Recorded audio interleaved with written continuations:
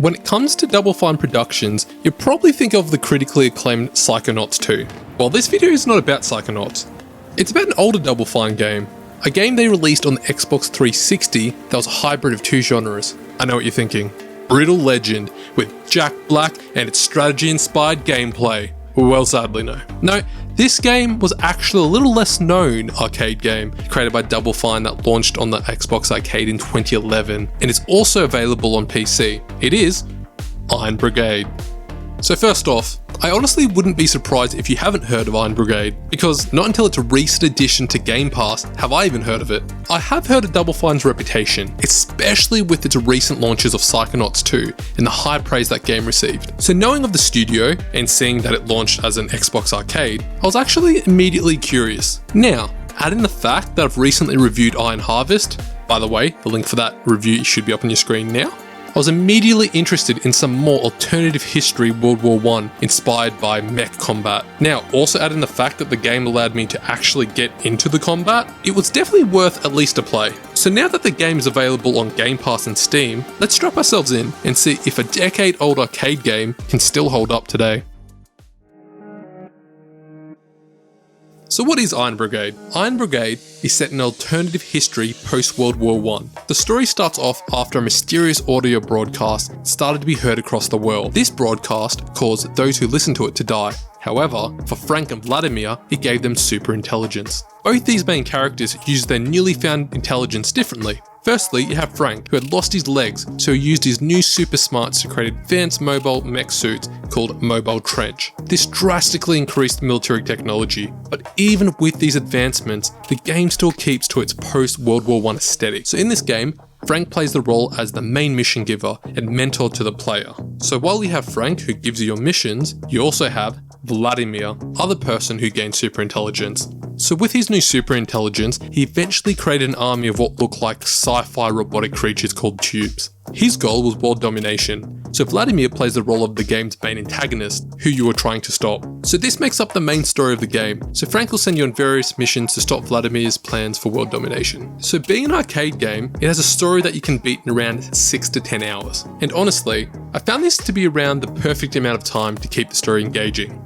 But when I say engaging, I mean for the style of game, because going into Iron Brigade, you need to be aware this isn't a story-heavy game. Its focus is on the trench mech customization and gameplay. The game's story is shown through the occasional magazine cutscenes and mostly through mission selection dialogue and the occasional in-mission communication. For me, what makes the story memorable is the game's overall aesthetic and setting. The developers have stated themselves the aesthetic that we're going for is a 1940s and 50s men's magazine, and you can really see this in the magazine style cutscenes and even the little things like the mission text font during the complete mission screen. Even for a game that is over a decade old, it's still refreshing to see a game with a unique alternative World War I setting. You really get to see the setting and atmosphere shine in the mission hub. So the game's mission hub / lobby is a World War I inspired battleship, and I do use the word inspired because the battleship has its own Iron Brigade spin to it. So this hub allows you to select different missions, see the crew of the ship living their life, customize your mech,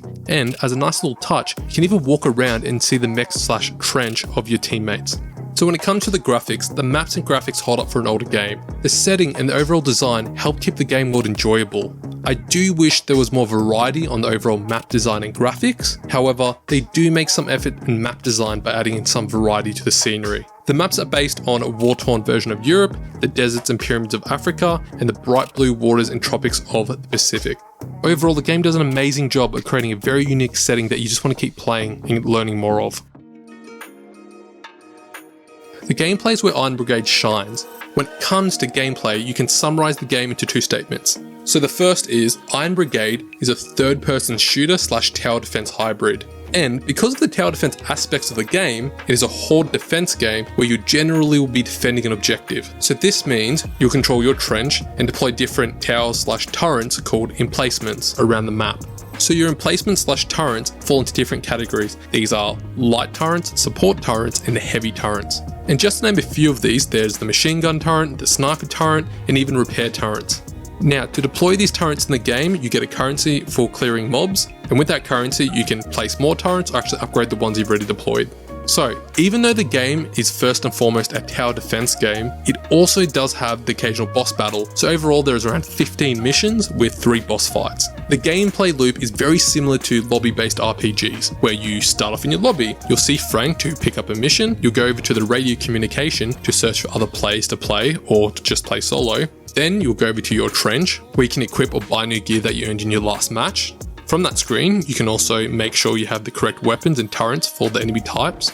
And after that, you can start your mission. So be aware, the game is a mission select lobby focused experience. But let's get into what will keep you playing the game over and over again. That's the combat and the customization. So let's start off talking about movement and combat. Movement and combat in the game feels amazing. Your trench moves smoothly throughout the map. It feels extremely maneuverable while still feeling like you're in a makeshift World War I mech. With the movement, I rarely became stuck on terrain, but in saying that, you can have issues trying to traverse small walls or jumps. However, as long as you follow most of the lanes and ramps, you won't run into issues. But before we get deep into the combat, we need to talk about the customization, because the weapons and turrets you can use are tied to the chassis you choose. So, the longevity of the game comes from the customization system and loot drops. In the game, you can customize your mobile trench. So as you level up, you'll unlock new trench parts. You can customize your chassis, your leg types, your weapons, and deployable turrets. So the legs determine the special abilities you can gain, like sprint or fortify, where you can bunker down and get a massive defense boost. But the chassis system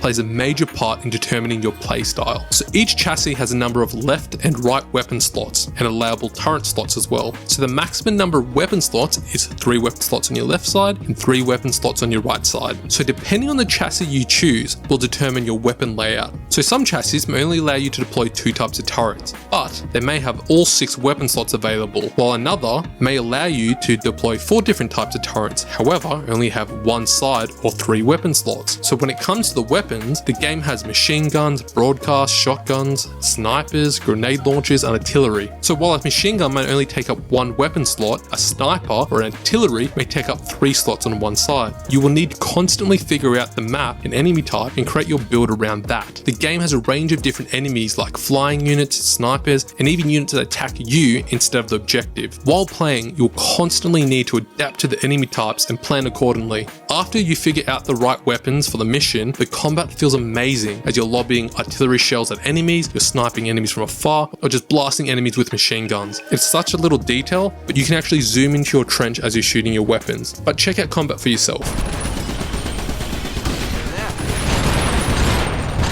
This one's for you, Tube.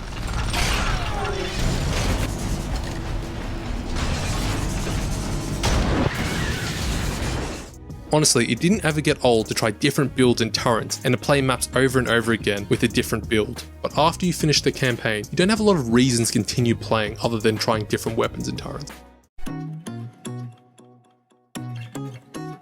So overall, the game isn't without its issues. It does have the occasional frame rate drop / stutter and lag jump. And if anything, I wish it had a bigger variety of maps. And don't get me started on the minor things like not having a mini map, meaning at times you're trying to figure out where the enemy wave is. However, minor details aside, the game is still fun. It truly represents some of the games that made Xbox Arcade games enjoyable. The game takes a unique premise, puts it into a unique third-person tower defense perspective, and adds an enjoyable gameplay loop. While the game can be finished in 10 hours, it ensured that every one of those hours was enjoyable, and if you wanted to, you could continue to keep playing and testing out different builds. So if you're looking for a unique tower defense game where you get into the combat yourself, where you can play with 4 people, a game that you can finish in under 15 hours, then Iron Brigade may be the game for you.